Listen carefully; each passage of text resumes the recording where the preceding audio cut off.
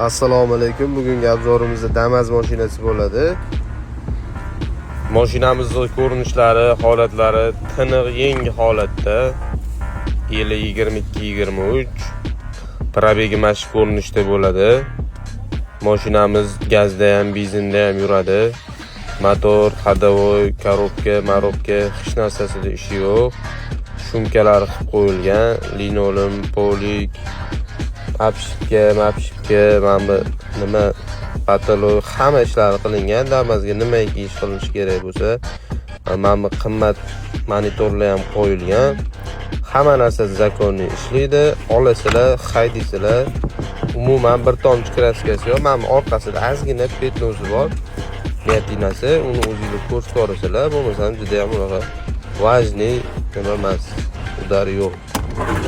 Ko'ringlar, o'zimga aloqaga chiqinglar, kelishtirilgan narxlarda qidiriladi. Joninglar sog' bo'lsin. Damaschilarga tashab qo'yamiz. Mashinaga qiziqib yurgan, mashina olaman deganlarga tashab qo'yamiz.